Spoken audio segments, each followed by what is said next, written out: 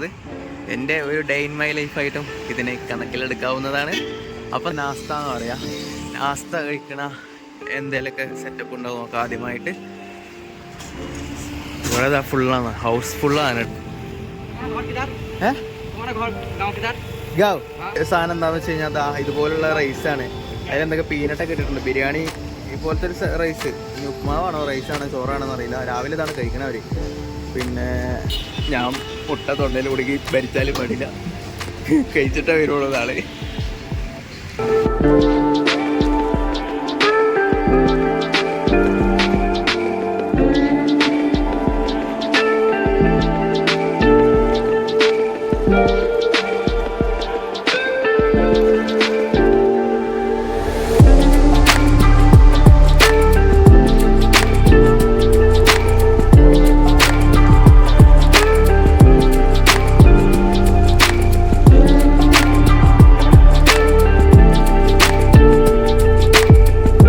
ഇന്ന് ഞാൻ ബാംഗ്ലൂരിലെ ഇവിടുത്തെ ഒരു ലൈഫാണ് കേട്ടോ ഞാൻ കാണിക്കാൻ പോകുന്നത്.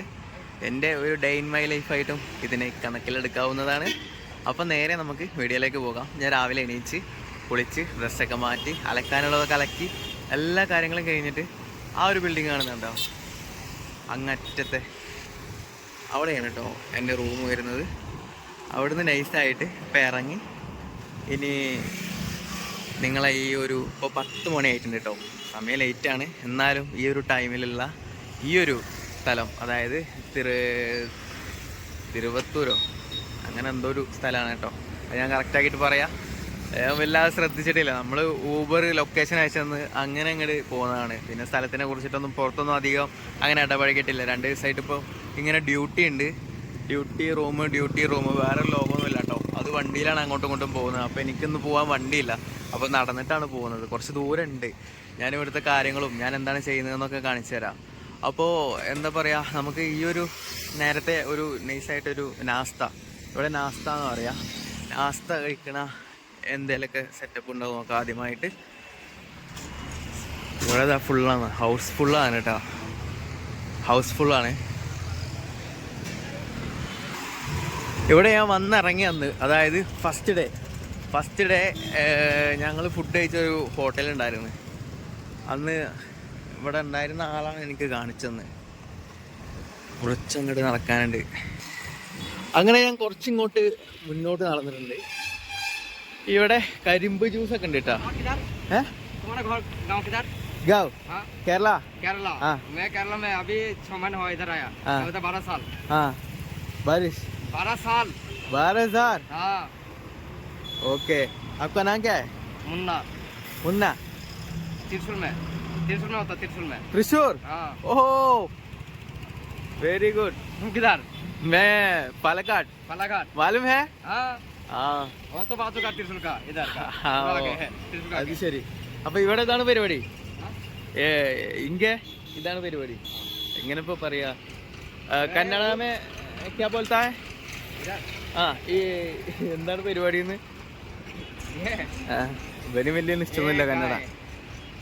കന്നഡ ആ केरला का क्या बोलते मालूम नहीं, केरला का। ആ ആപ് കിധർ സേ?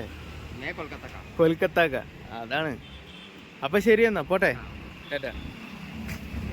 पहले बोलना मुफ्त रुआ, अभी वो मुफ्त रुआ तो केरला का मालूम। Okay okay okay.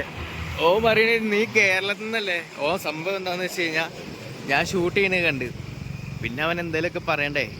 അപ്പോൾ അവനൊരു അവസരം കൊടുത്തു. അവൻ ഇങ്ങനെ കരിക്കിൻ്റെ ഒരു വണ്ടി നിൽക്കുന്നുണ്ടോ.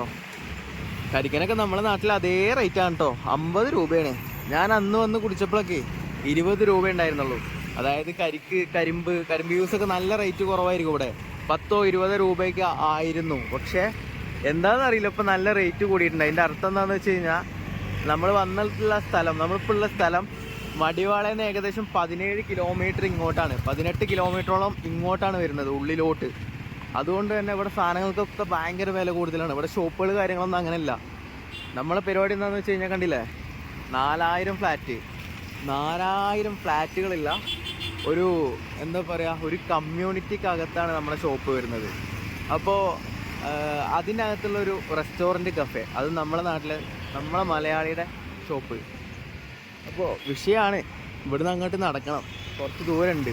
അതായത് ഇവിടുന്ന് ആ ഗേറ്റ് എൻട്രി ചെയ്യുന്നവരെ നമുക്ക് കുറച്ച് ഒരു 1/2 കിലോമീറ്ററോളം ഉണ്ടാവും.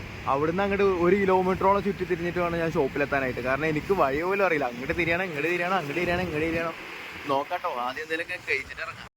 അപ്പോൾ ഞാനന്ന് കഴിച്ചിട്ടുള്ള ആ ഒരു ഷോപ്പിലേക്ക് നമ്മൾ എത്തിയിട്ടുണ്ട്. ഇവിടെ അന്ന് ഞാൻ കഴിച്ചത് ബൂരി ആയിരുന്നു കേട്ടോ. അപ്പോൾ നമ്മൾ 2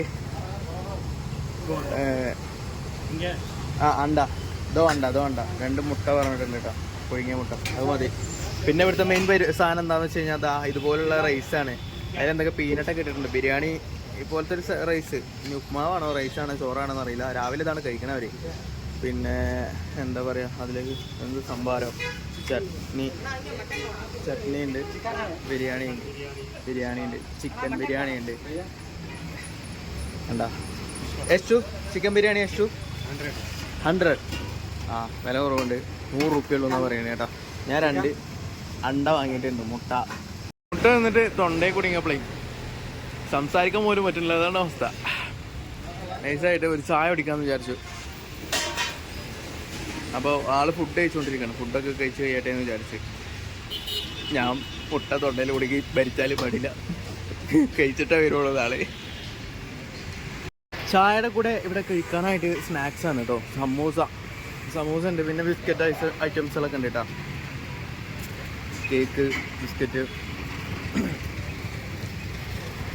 പിന്നെ ഇതാ ഇവിടുത്തെ മെയിനായിട്ടുള്ളൊരു സാധനമാണിത്, ഈ പഴം റോബസ്റ്റ്, മഞ്ഞ റോബസ്റ്റ്.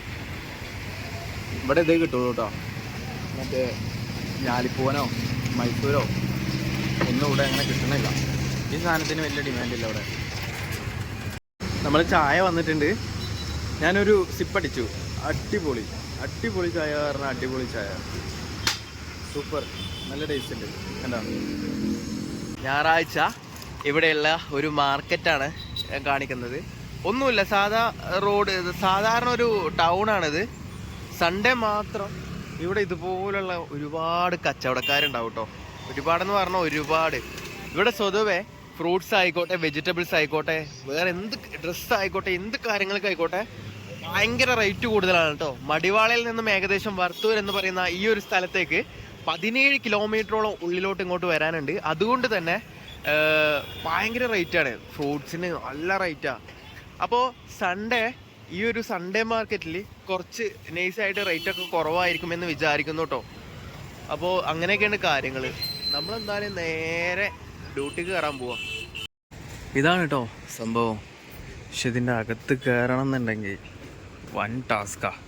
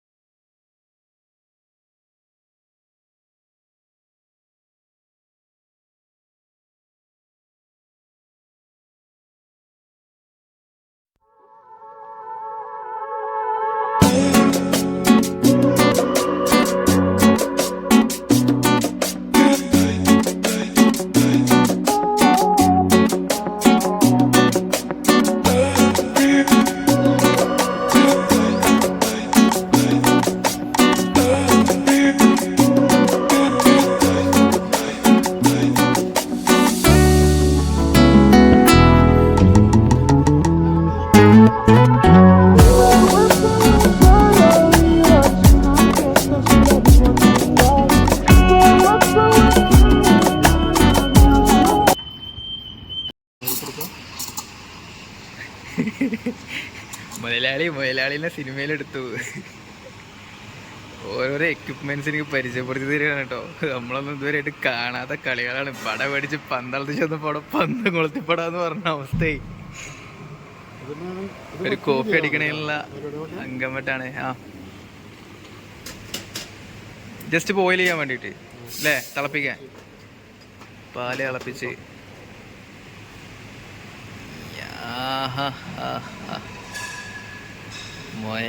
മുതലാളി ഒരു സംഭവനാണ്. ആഹാ, ഇതാണ് പരിപാടി. അപ്പോ